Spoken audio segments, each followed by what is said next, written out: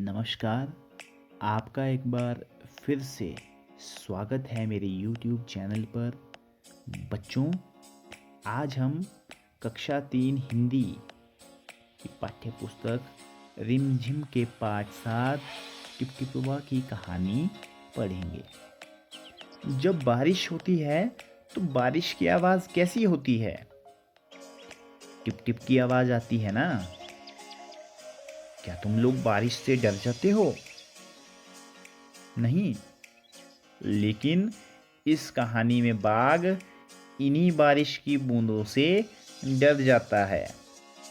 चलो कहानी पढ़कर पता लगाएं कि कैसे। तो पाठ 7 टिपटिपवा। एक थी बुढ़िया, उसका एक पोता था। पोता रोज रात में सोने से पहले दादी से कहानी सुनता। दादी रोज उसे तरह तरह की कहानियाँ सुनाती। एक दिन मूसलाधार बारिश हुई। बच्चों, मूसलाधार यानी बहुत ज़्यादा बारिश। ठीक है, बहुत बारिश हुई एक दिन। ऐसी बारिश पहले कभी नहीं हुई थी। सारा गांव बारिश से परेशान था। बुढ़िया की झोंपड़ी में पानी जगह जगह से टपक रहा था। Tip tip tip tip. इस बात से बेखबर पोता दादी की गोद में लेटा कहानी सुनने के लिए मचल रहा था।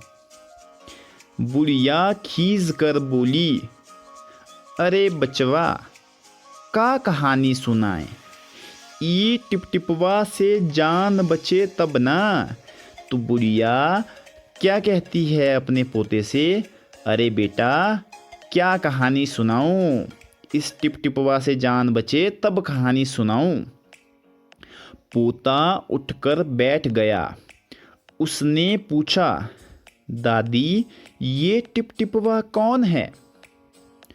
टिपटिपवा क्या शेर बाघ से भी बड़ा होता है? दादी छत से टपकते हुए पानी की तरफ देखकर बोली, हाँ बचवा, न शेर के डरवा न बघवा के डर, डर त डर टिपटिपवा के डर। तो दादी छत की तरफ देखती है और वहां से टपकते हुए पानी को देखकर बोलती है, बेटा, न बाघ से डरो न शेर से डरो, अगर डरना है तो टिपटिपवा से डरो। संयोग से मुसीबत का मारा एक बाघ बारिश से बचने के लिए झोंपड़ी के पीछे बैठा हुआ था। तो बारिश से बचने के लिए एक बाघ झोंपड़ी के पीछे बैठा हुआ था।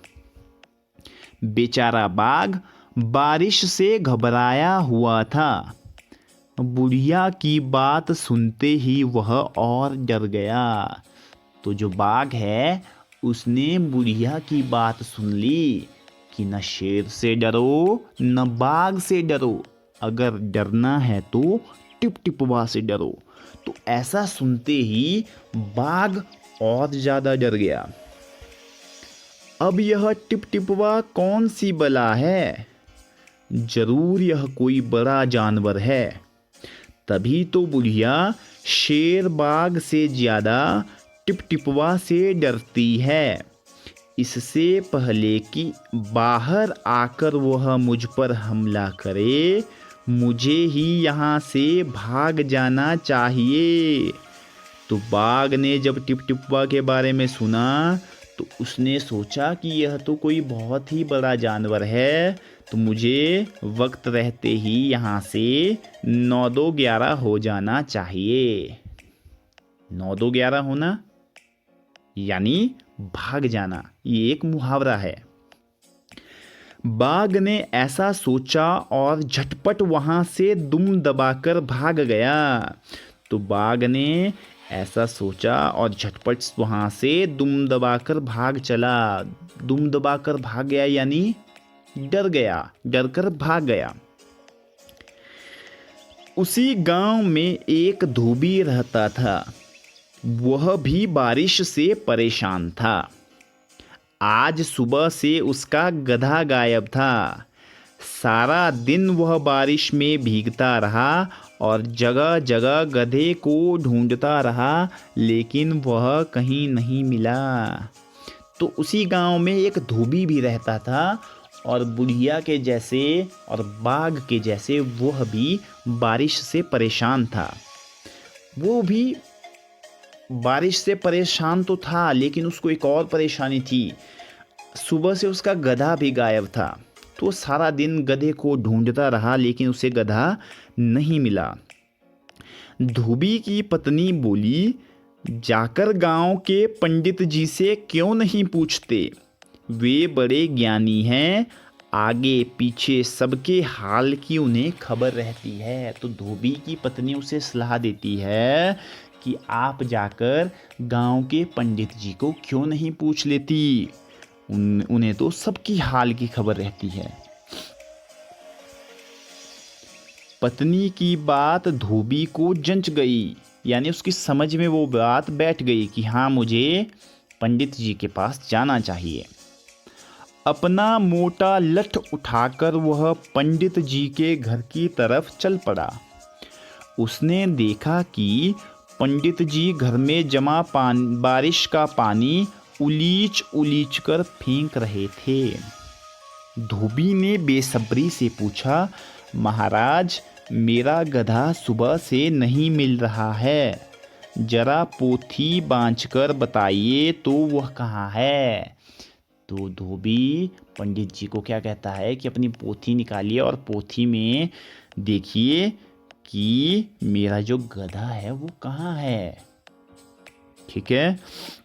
सुबह से पानी उलीचते उलीचते पंडित जी थक गए थे।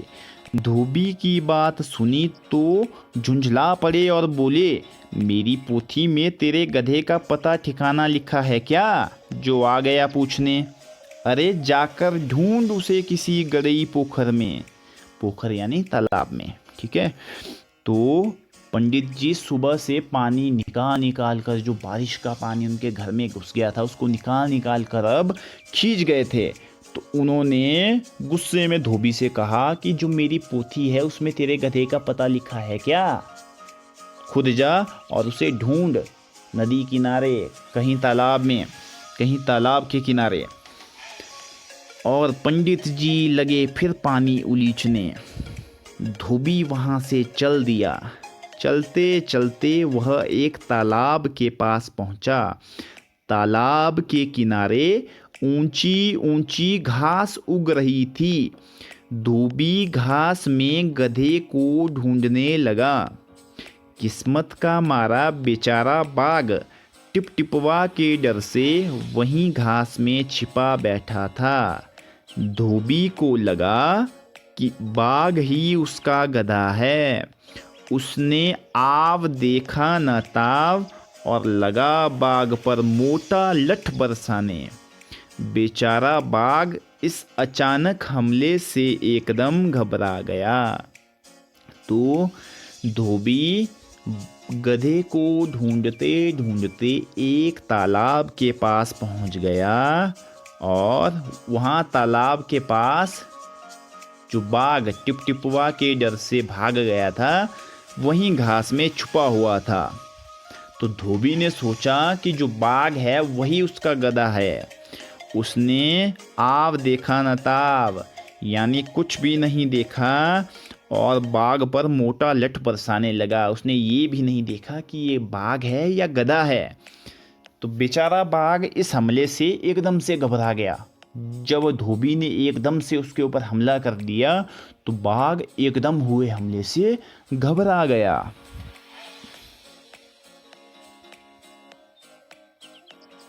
बाघ ने मन ही मन सोचा, लगता है यही टिपटिपवा है। आखिर उसने मुझे ढूंढ ही लिया। अब अपनी जान बचानी है तो यह जो कहे चुपचाप करते जाओ। तो बाघ सोचने लगा कि शायद यही टिपटिपवा है और इसने मुझे ढूंढ लिया है। तो बाघ ने सोचा कि अगर अपनी जान बचानी है तो जैसा ये कहता है वैसा करना होगा। आज तूने बहुत परेशान किया है, मार मार कर मैं तेरा कचूमर निकाल दूंगा। ऐसा कहकर धोबी ने बाघ का कान पकड़ा और उसे खींचता हुआ घर की तरफ चल दिया। तो धोबी कहता है कि आज तूने मुझे बहुत परेशान किया है। धोबी ने बाघ को गधा समझ लिया। उसने क्या कहा बाघ से कि आज तो तूने मुझे बहुत परेशान किया है, आज मैं तेरा मार मार कर कचूमर निकाल दूंगा, यानी मैं तुझे आज बुरी तरह मारूंगा। ऐसा कहता हुआ वो उसे कान से पकड़कर घर की तरफ ले गया। बाघ बिना चूं चपड़ किए भीगी बिल्ली बना धोबी के पीछे पीछे चल दिया। तो बाघ बिना चूं चपड़ किए, बिना कुछ बोले, भीगी बिल्ली बनकर, यानी डरते हुए धोबी के पीछे पीछे चल दिया। घर पहुंचकर धोबी ने बाघ को खूंटे से बांध दिया और सो गया। तो धोबी ने बाघ को खूंटे से बांध दिया और सो गया। तो इसका मतलब जो धोबी है वो जो बाघ को रात को ही ले आया और रात के अंधेरे में उसे ये दिखाई नहीं दिया कि ये बाघ है या गधा है।